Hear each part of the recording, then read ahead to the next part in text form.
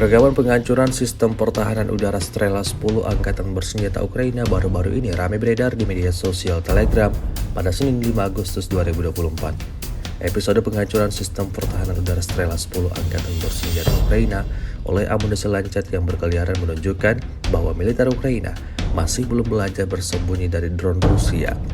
Lancet Rusia secara metodis dan akurat menemukan sasarannya, mengubah sisa-sisa pertahanan udara Ukraina menjadi tumpukan besi tua. Sementara itu, Angkatan Bersenjata Ukraina sedang memikirkan cara untuk melarikan diri dari pantauan Rusia. Mereka sudah bersiap untuk penerbangan berikutnya. Namun dalam rekaman ledakan dahsyat terjadi, kerugian Angkatan Bersenjata Ukraina bertambah.